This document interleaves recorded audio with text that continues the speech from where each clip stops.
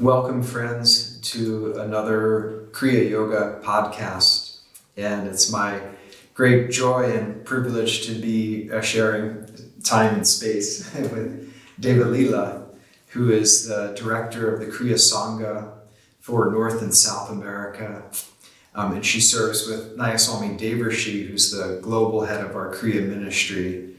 And Devalila also helps and serves with the online ministry. So you're really involved with the global Kriya outreach. So I'm very grateful that we get out this time, Devalila. Thank you, Narayan. Yeah. And so, these are meant to be more informal conversations about Kriya Yoga. We were just talking beforehand, and you mentioned, I didn't realize it's your 30th year being part of Ananda. Yeah. So I wonder if maybe you could start just by sharing a little bit personally, how did you come to the spiritual path? How did this whole Kriya Yoga journey start for you? Well, thank you first for inviting me to share. It's a joy to share about Kriya Yoga. And yes, how did I find this path? How did Master find me? It started without me knowing a single thing about Kriya Yoga, not knowing anything about Yogananda, Swami Kriyananda. I was seeking for quite some time. I think I was in my early 20s when I knew that I didn't want a materialistic life. I really wanted a deeper spiritual life. But I didn't really know where that path lied for me. And so I did a lot of looking around, different paths, different teachers. Where were you? At the time I was living in Reno, Nevada. Okay. I was born Not too far. I was born in Lake Tahoe, actually in Nevada County, which Ananda Village is in Nevada County, so I often think of that I was born in the same region. I grew up in Lake Tahoe and I moved to Reno when I was 21 and lived there for about 9 years. But I had been seeking, and I found this woman who taught meditation. I went to her class once a week and I meditated. It was more like a mindfulness type. I knew it wasn't my path completely, but it was giving me something. Yeah, kind of started. I was still seeking, but I was, I had my radar open. And one of the participants in the class had just visited Ananda Village, the Expanding Light. Okay. And she said to me, I think you should go visit that place. I think you would really like it. And so based on her recommendation, I came for a weekend. And that was when I was first exposed to this path at all, like Yogananda, Swami Kriyananda, any of them. Just visiting, that was your first exposure. Wow. And I was on a personal retreat. It was a 2-day personal retreat. And I remember being very concerned about not being converted to anything. I came with my guard up, coming out to the middle of the woods, the middle of nowhere. These people I don't know, but my friend recommended it, so it wasn't totally unsafe, but I had trepidation. And I remember the first day, a man came up to me and he said, "Would you like to learn meditation? Would you like to join our class today?" And I said, "Oh, no, I already know how to meditate." And he said, "Okay." And I went, "Oh, it's okay." I mean, I thought inside it was okay to not have to follow what he had seemingly an expectation of.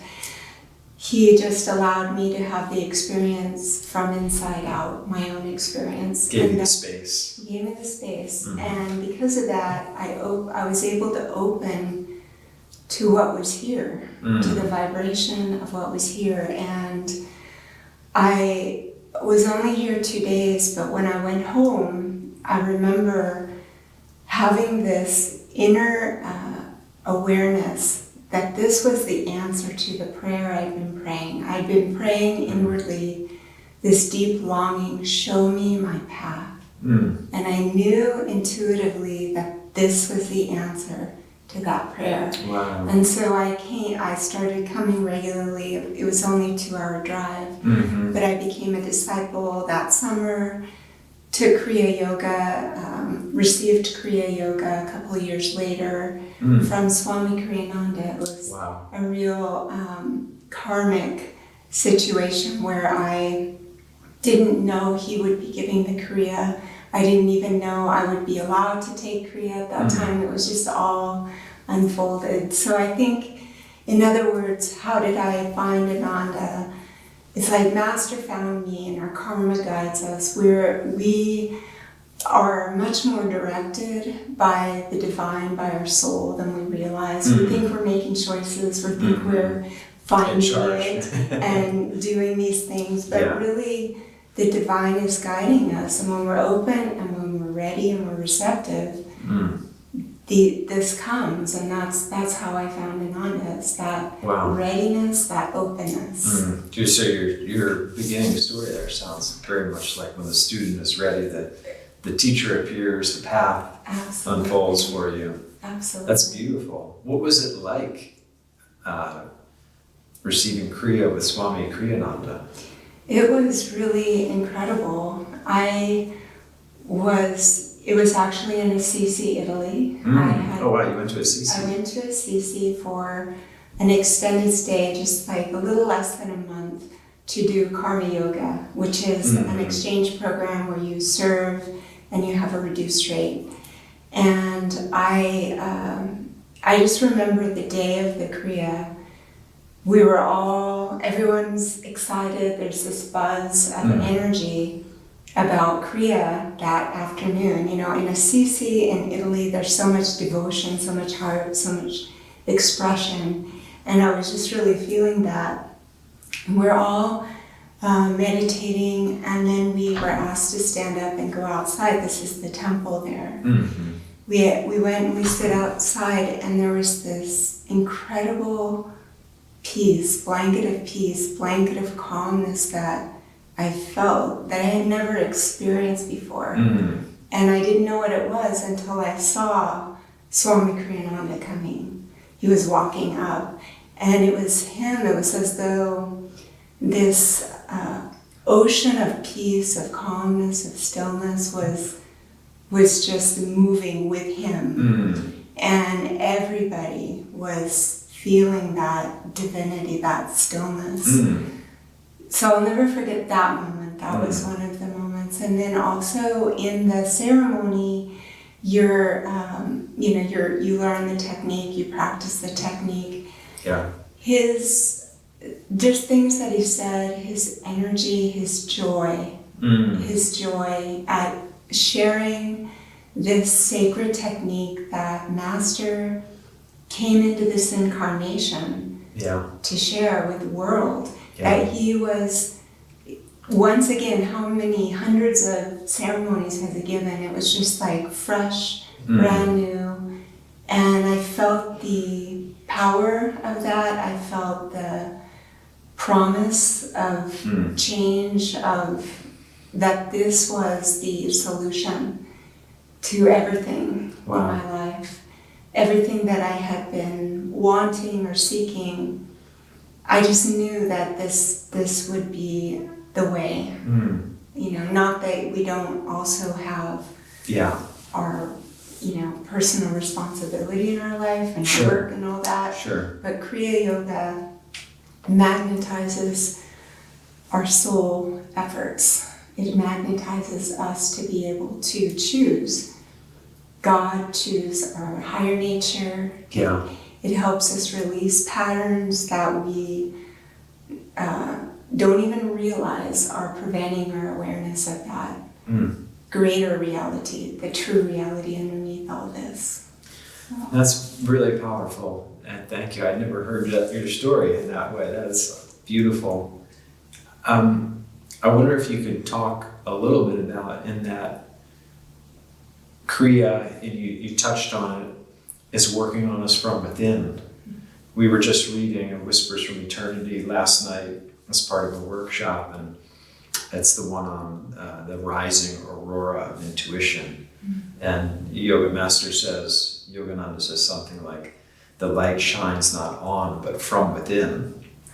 And I wonder if you could talk about, how Kriya has transformed your life from within. Because you said, you touched on it, like it was, you could feel intuitively it was the answer to everything. So I'm wondering, well, why is that? For someone that doesn't know, because people are going to be hearing this that aren't Kriya bonds, they're interested, or they're Kriya bonds and they want to go deeper. What would you say to that? Well, there's lots of different ways to describe that reality. One is that we're used to adding things to ourselves. And Kriya is about letting go, unlearning, you could say. Unlearning the patterns, the habits, the identity with which we think we are. Yeah. The Swami said we're a bundle of self-definitions. The ego is a bundle of self-definitions. And we think we're our job, we think we're our role in life as a parent or whatever it is, our responsibilities, and we take that on into our identity, but then when it's stripped away, who are we? Who is that? And that deeper I is the within. That deeper I is the soul. It's the higher self. And we all get these whispers from that higher self. We're guided in various ways, like we have this inner knowing, or this, we call it intuition, or like we knew not to take that train ride, and it turns out something bad happened or something happened there, but we were protected because it wasn't our time or something like that. These things happen to us in various ways. And so what does it mean to be approaching something from within? There's that beautiful passage in the Bible, the kingdom of God is within. The kingdom of God is within. And what did Christ mean when he said that? It's that our fulfillment is within, that our joy is from within. It's not anything that we attain outwardly. It's not outer conditions. It's not outer places. It's not outer people. It's within. And we can talk about all that, and it makes sense, but Kriya Yoga helps us to have the experience of that. We start to become more and more living in that way, that we understand it from within. And so this is something that isn't just given all at once. It's a gradual process. Kriya Yoga works on us in a very natural way. And in fact, it works on natural realities of our being, the way that our anatomy is. We have physical anatomy, we have astral anatomy, and it's working in this deeper way to help us retrace to our essence. That's beautiful. So let's talk about that a little bit more. How does willpower, because I know you touched on the initiation, you were with Swami Kriyananda, and at a Kriya initiation, the Kriya yogi or the disciple who's becoming a Kriya Bhan is asked to say, I will. So I wonder if you could talk a little bit about the role of willpower connected to that inner astral anatomy, and how does Kriya, we're not of course giving the technique in a podcast like that, but just conceptually so people can kind of wrap their consciousness around it a little bit more. This is a very good question and good point to bring up. How does willpower work with Kriya? First of all, it's not passive. Nothing, we're not given this technique and then suddenly everything is given to us. In fact, there's a line in Autobiography of a Yogi in the Science of Kriya Yoga. It says that the Kriya Yoga shortcut is given to the deeply developed, or is available to the deeply developed yogi. And that it's the Guru's help that helps us become deeply developed. And so this is two-sided. We have to develop ourselves. So it's one way to describe this, I'll back up a little bit, is a term Master gave us: willpower and grace. It's cooperating with grace. So there is grace, the divine grace, that lifts us further than we can lift ourselves as human beings. The reason that we cannot lift ourselves as human beings is because we are already enmeshed in delusion. The mind is very, very, very tricky. We think we're, going in the right direction, but if we're just using only our will, our ego gets strengthened, not diminished. And this is all about awakening to our soul nature, not our ego nature. And so by using our will, we are doing everything in our power to change ourselves. We're working with a technique that works with the breath to direct energy in our body, in the astral spine. So this is like a technical aspect, but also energetically, we're using our will because we're engaging in this process. We're participating. We're active participants. We're participating. We're not just receiving something, receiving Kriya. And when I say receiving, it's not just outwardly receiving, learning something. It's receiving deeply into our heart. And this is why the guru aspect is so essential, actually, to the power of Kriya, is that it's grace and it's that help from the divine, that guides us in our life. So we're working on two levels. We're working outwardly in our daily life. We're still responsible for being a good person, for changing, for releasing the patterns that we know are not beneficial, working on those things. And then we're working inwardly on the root cause of those habits and those patterns in Kriya Yoga. So willpower, it's tied to energy, it's tied to willingness, it's tied to openness, it's tied to basically, this cooperation, using our will in cooperation with this higher purpose. So cooperating with grace, using our willpower in attunement with grace. Yogananda defined willpower, you were touching on it, as desire plus energy directed towards fulfillment or towards a goal. Right. So what's the goal for Kriya Yogi? How would you say, what are we striving towards? Right. Well, the ultimate goal is liberation, is freedom. But we can't always start out with that fully. Like we might, and the reason I'm saying that is recently a student I helped teach preparation for Kriya Yoga was concerned because they had still had some worldly desires. They still had some desires to do some things, that were considered worldly. And they were concerned that maybe this is too spiritual of a path for them. And so I was explaining to the student that we don't have to feel that we have to be perfect and that we have to give it all in that first step.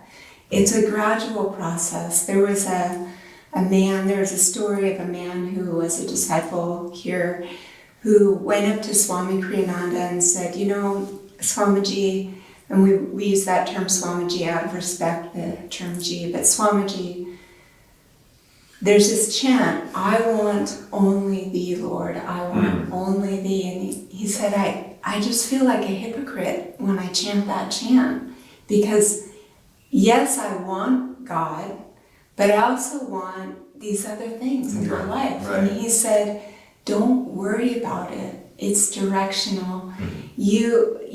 As you point your compass or you point your ship or whatever you want to say in that direction, those things gradually will fall away. We can't just force that to happen. We can't do it all at once. So the goal, the highest pinnacle is liberation. But all along the way, there are many other goals, and they may be deepening our connection with our own higher self, understanding who we really are. Yeah. Letting go of habit patterns, letting go of deep karma, knowing truth, all of these things. Overcoming anger, reactivity, Yes. learning to get along with ourselves and others and with the speak of God. Absolutely, and all of those things are also part of this movement toward freedom, toward liberation, and we're all, actually everyone on this planet is on that journey. This Master said everybody on the planet is on the path, on a path, the path, not one path, but a path toward awakening. And so our job as human beings is to find what is our path, our own path, and that when we find it, to commit to it and go deep with it. How do we know? That's what I think maybe someone that's new, that's listening, watching, how, you had that intuitive knowing, but how does one know this is their path or that they're a disciple? And how can they make that commitment, or at least an initial commitment?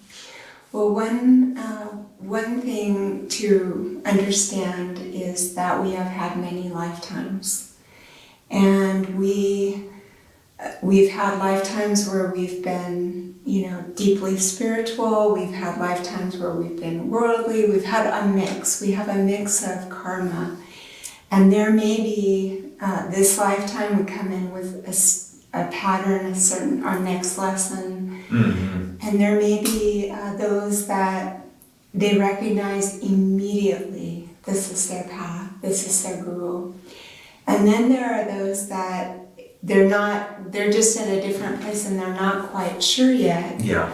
And so how do we know that Master, he recommended shop the counter, check out all the different places until you find that resonates with you. And maybe you find something that resonates with you, but you're still not quite 100% sure. You can just go with what you are sure with. Take it one step at a time. When I first moved to Ananda, I came to Ananda in 1996, and that was when I took discipleship. But I didn't move here until 1998. And when I moved here, and I'm, as I hinted at before, when I first came, I was a little leery, protective. Well, even when I moved here, I was like, I know this is my path, I know this is my guru, but I don't know if living at Ananda is mine. Yeah. And so how did I deal with that? I had to take with what I knew. And what I knew is that I trusted Yogananda 100%. And so I told myself I would just give it my all in these teachings, apply them the best I possibly could, and that in 1 year I'd reevaluate and I'd look again, is this where I belong? And I did that for a number of years. And then I did it, then it was like not just 1 year, but maybe in 5 years I'd reevaluate again. I've been living here now 28 years, and I don't feel like I have to do that anymore. But it's like, it doesn't have to. That's who you are. Yeah, this is where my home is. This is where I'm supposed to be. I feel that deeply. But I didn't know that right at the beginning. So this is like an example of choosing your path, your guru. You may not know 100% in that moment, but you can take what you do feel and apply that. And then there's if you get to a certain point, and this has happened, I've known people who have done this. In fact, I've worked with people who have taken all the Path of Kriya Yoga training and gotten to the end. It's not common, but it can happen, where someone at the very end says,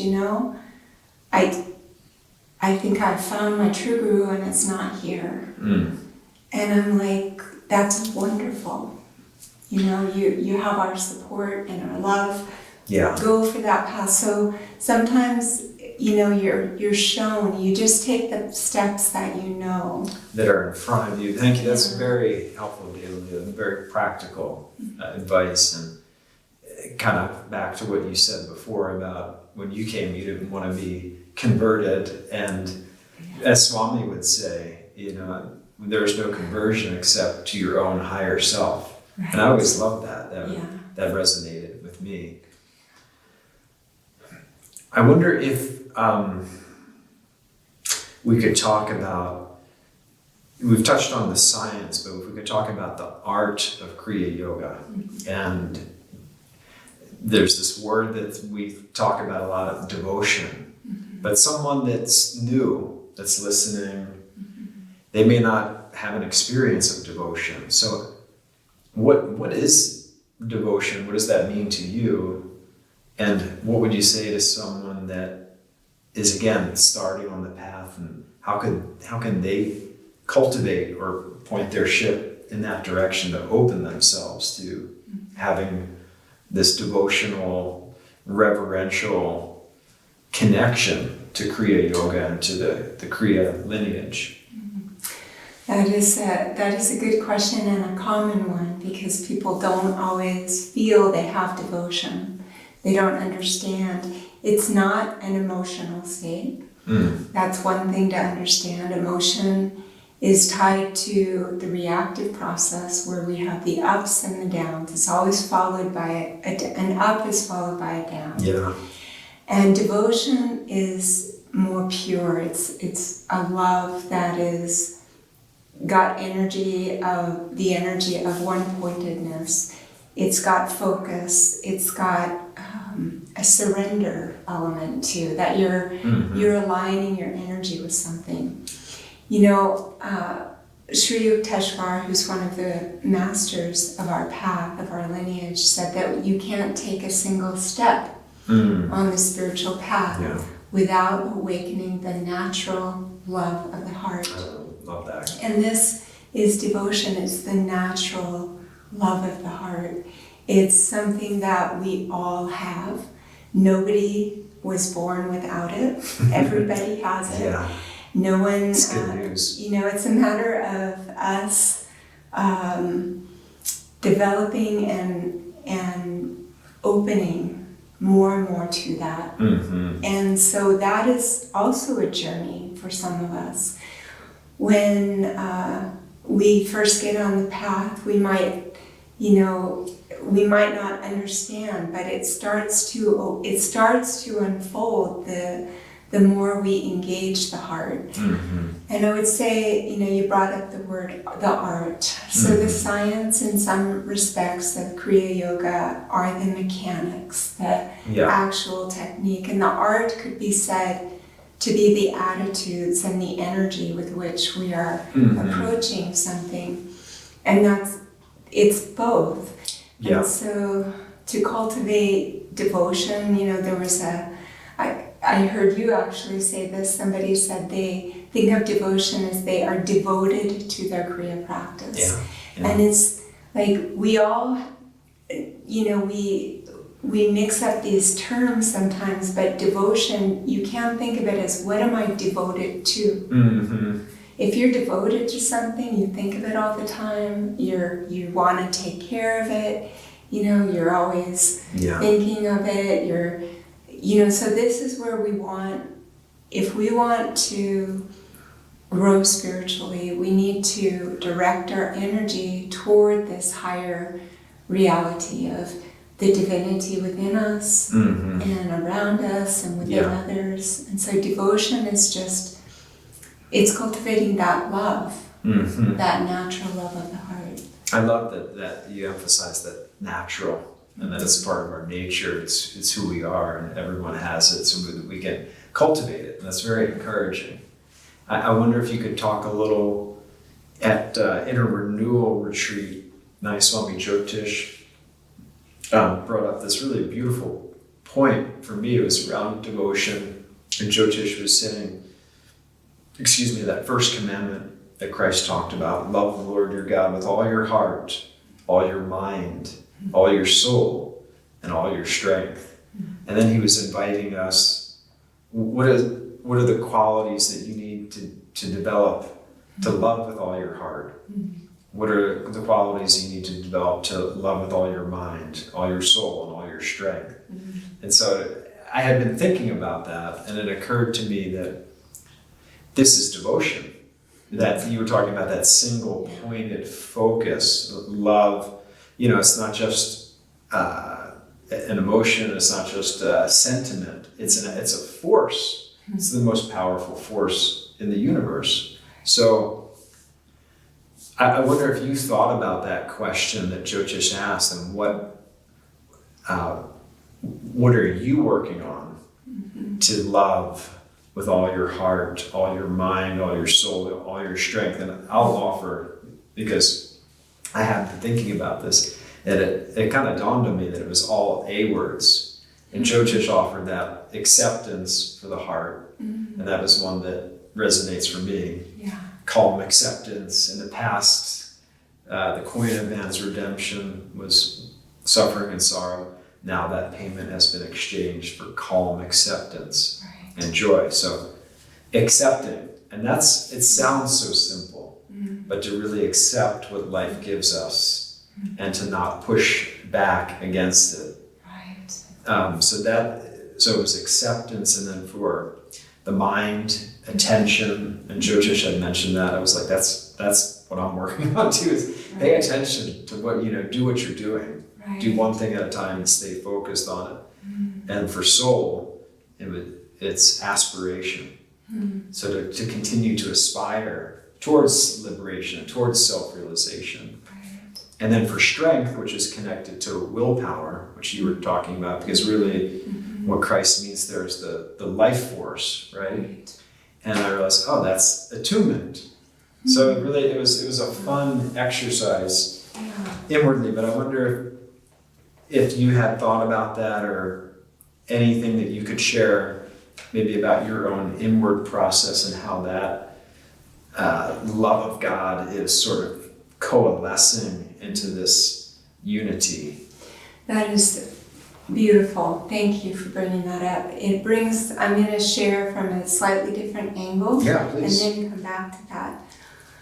This is what Kriya Yoga, this is the power of Kriya Yoga, is that it helps us harness, own again. There's a poem by Yogananda, it's an affirmation of psychological success. Teach me to own again, own again, my matter, soul, mind, and brain, that I may give it to thee in prayer and ecstasy and meditation in reverie. Yeah. Own again, own again. What does that mean? We don't own our energy. Our energy is committed in a million different directions. Right. This is why Master Yogananda, who we refer to as Master because he was a master of himself, he said that Kriya Yoga is a shortcut, and that without just introspection, self-help, these kind of things, it's the bullock cart method. Yeah. Because we have all of these tendencies, patterns, habits that we carry over lifetime to lifetime and to lifetime, things that are unresolved. And so Swami referred to them as commitments of energy, and they're going in all different directions. Right. So why is it that we can't concentrate at time? When we're working, when we're learning meditation, oftentimes people will say, gosh, I'm struggling with my mind. Yeah. I'm like, well, join the club. We're all struggling with our mind. But over time, see, these techniques, they help us to own again, that we may give our full heart, that we may give our full mind, that we may give, we're awakening to the soul. We awaken to the soul, and that we may give our full energy. And that is what the Path of Kriya Yoga, not just in the Kriya technique, but the entire path, all of the techniques are helping us gain control so that we can choose God, choose one-pointedly. And I too loved that invitation. And so this is something all of you can also think about. What is it in the heart, the mind, the soul, and the will, the strength that you want to develop? And if you choose to take this path of Kriya Yoga, you'll find that empowered through these techniques. I would say for myself that what came to mind for me was also acceptance in the heart, because this rejection of things that we think should be different is so on so many levels. Yeah. And when we actually completely accept, that's when the energy can flow. Yeah. And I remember when I very first heard something of Swami Kriyananda's, because for many years I served, for almost 10 years, I served in Treasures Along the Path, which is talks by Swami Kriyananda. And I would listen to these talks, transcribe them. Before AI, before we had this automated, I had to actually type it out, stop, retype, stop. Yeah. But it was a great thing, because I really got what he was saying. Yeah. But I remember when he said that the source of all suffering is wanting things to be different than they are. And I thought, wow, the source of all suffering. It's like that really hit me, and I have meditated on that for years and decades, because it's like the truth of that. At first I was wondering, like, well, what does it mean then? Do you accept things that are bad? And what I learned, what I started to understand by exploring this and meditating on this more and more, was that you have to accept something first before you can really change it. Right. You see it for what it is. So accepting has so many levels to it. Accepting ourself, the good and the bad, but also working toward change. Acceptance and change, they go together. They are not separate. And then there's accepting others, that they're on a journey, that they're doing. They're very and not projecting that you want them to be different than they are. Exactly. And that's where we have these, battles. So acceptance is a really deep practice, and it's something that I am still working on. In fact, I'm reassured by something also that Swami Kriyananda said. He said, we won't be done. I mean, it can be a scary thought and it can be a reassuring thought, depending on how you take it. But he said, we won't be done until we're totally free. And so that helps me to understand that, yes, this is a journey. This is a lifelong journey. So accepting, yes, sometimes I think I'm fully accepting, then something else comes along that shows me I'm not fully accepting, then I have to learn how to accept again. So it's like, it's a journey. It goes deeper though. It goes deeper. Yeah. And so this is at the heart, That's beautiful. And you reminded me, I was listening to a talk of Swami's recently, I don't know where it was, YouTube, I don't know, whatever talk it was, and he mentioned something like, be self-forgiving, not self-indulging. And what he said was, by that I mean, when we make a mistake, rather than compounding it and we beat ourselves up and how stupid I was, I made a mistake. He said just to calmly accept it and then move on.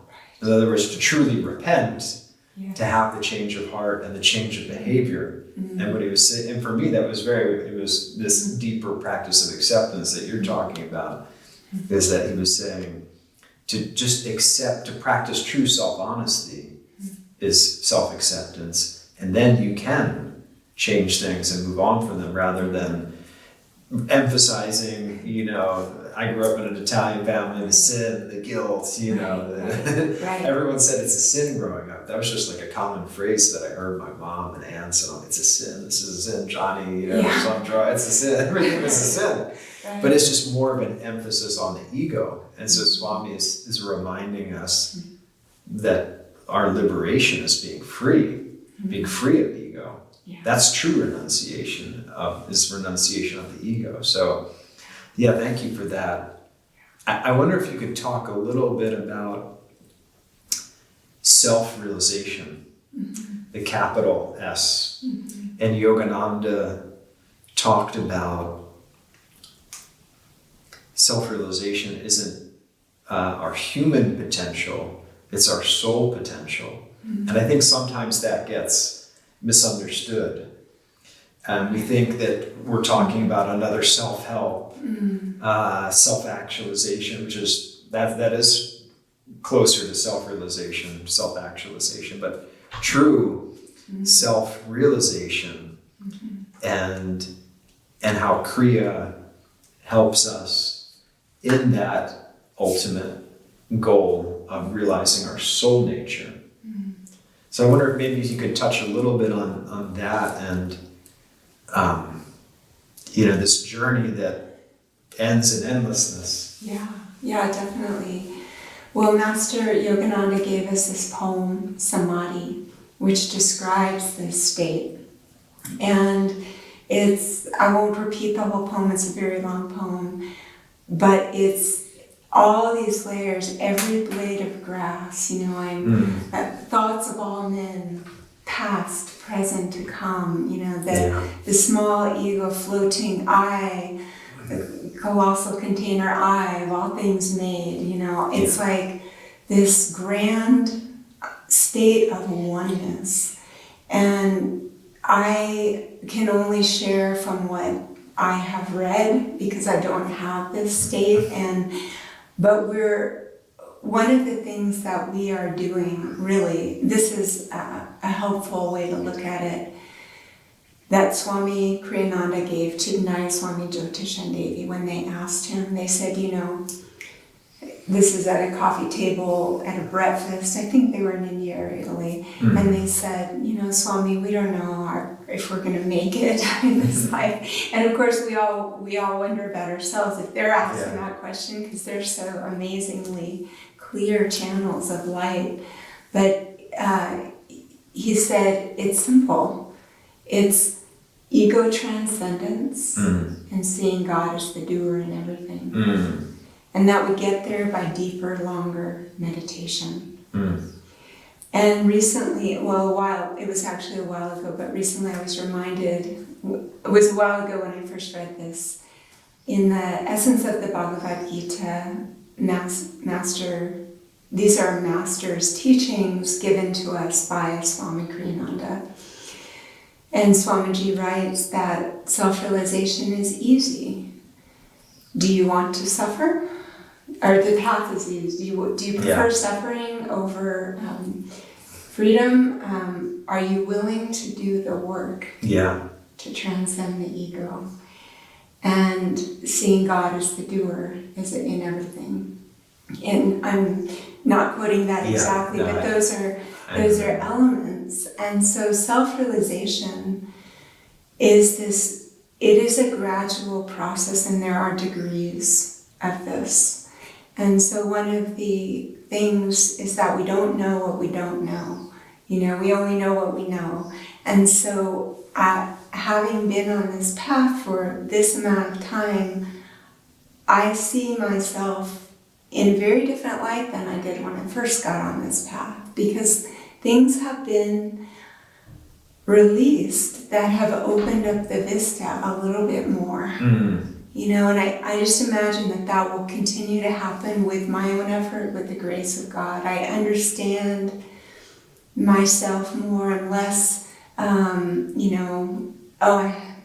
screwed up again, and I'm such a idiot or whatever hard words that you use on yourself. I don't do that anymore. And that's a miracle. There are things in my life that I never thought I would not have, that I never thought would not be a pattern, because they were so much a pattern that they were who I was. Right.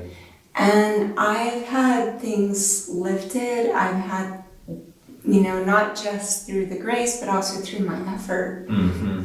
And I just know that there's more. There's more and there's more. You know, just like this story of Yogananda, there was a disciple who had this incredible experience of visions, of lights, of divine love, and he went to Master and said, "Oh my God, Master, I had this incredible meditation, this vision." And Master said, "That's nothing." And he said it not out of, dismissing him, but out of saying there's more. There's always something more. There's more until you're free. Mm-hmm. And so this self-realization, being self-realized, is a very high state. And I'm sharing it in this way because I do work with a lot of different people, and sometimes people will tell me that they're in samadhi in the beginning.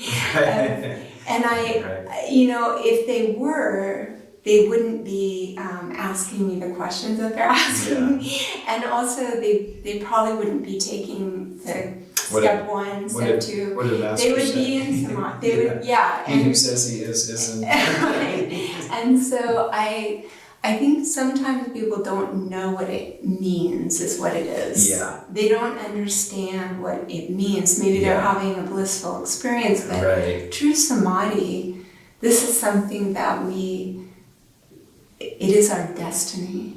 It will happen. But we don't want to assume that when we have this wonderful experience or this incredible bliss or peace, that we've now landed, that we've arrived, because this is why it takes incarnations.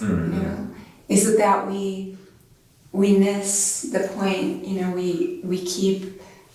We can fall all the way until we hit this higher state of nirvikalpa samadhi. There's savikalpa samadhi, which is a state of bliss, of oneness, but one in which you're still operating in this world where you can still fall. And there's then a higher state of nirvikalpa samadhi. So, what's helpful too, I think, is just doing what's in front of you, doing your best, offering everything to Master every moment, going forward every day, and knowing and trusting that eventually. That's very inspiring at the end, the thought that God is always something more. And for us not to, Swami has that song, foolish we, if we limit him. Yes. Every atom is his throne, and that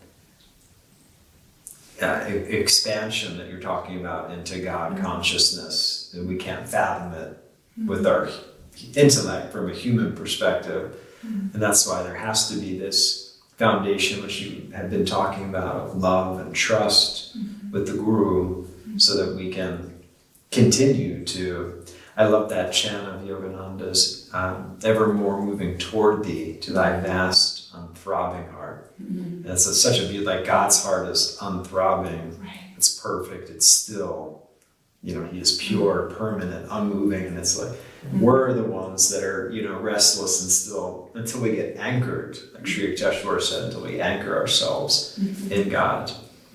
So I know we don't have a lot of time left. I wonder, for someone that's new, what would you suggest? They want to learn Kriya Yoga. Where do they start? Well, depending on where they live, they can start. Actually, anybody anywhere in the world can start online.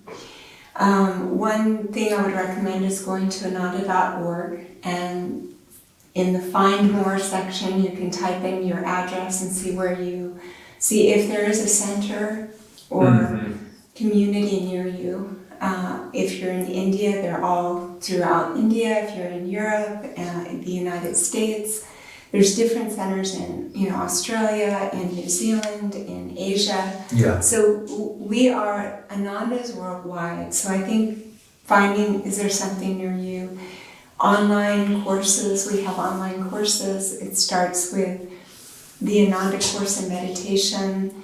which is foundational for the Path of Kriya Yoga. Then there is, the next step is called Living the Principles of Self-Realization, in which you learn the attitudes and the way of going about your life in attunement with higher realities. You learn the ancient yogic teachings from Patanjali, which comes through this course. Then which all yoga is based on Patanjali. So you're learning this foundation. And then the next course is a course on discipleship, which really I touched on earlier, is central to everything. Now this course on discipleship is really a vital course because it helps you understand what it is to be a disciple. What does that really mean?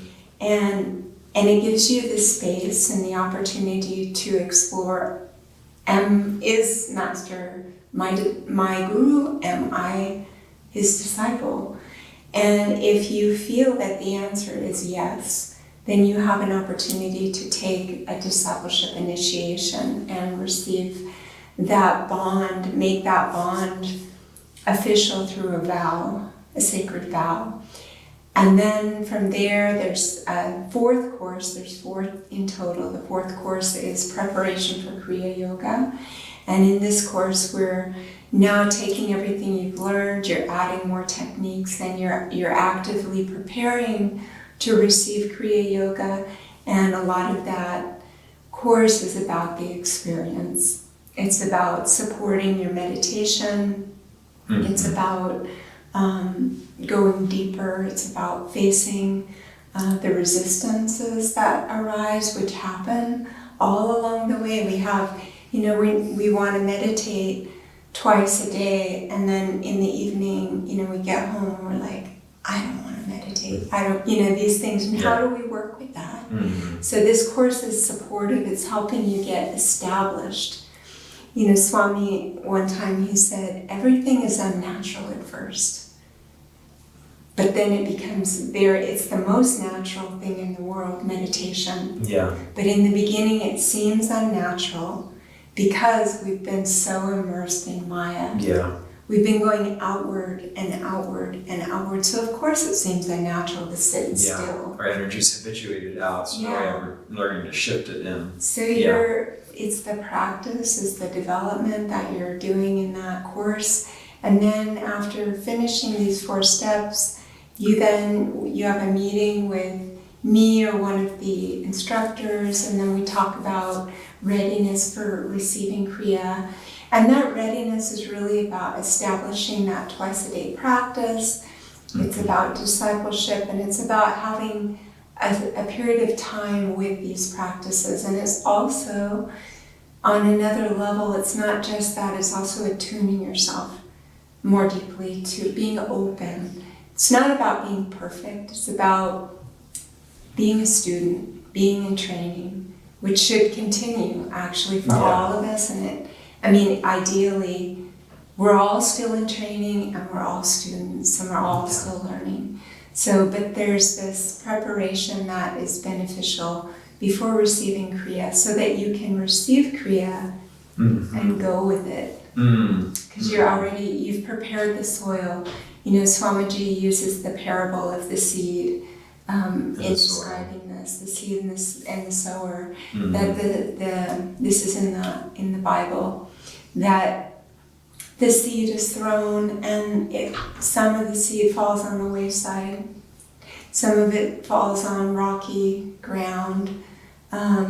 It's only and then there's another fourth one, I can't remember what, but the stony soil, the rock, the wayside, and then the fertile, it's only on the fertile ground that it can take root. Yeah. And so you're preparing yourself to be fertile, to have this take root in your life, this sacred technique, this technique that is more than technique, it's a whole way of life.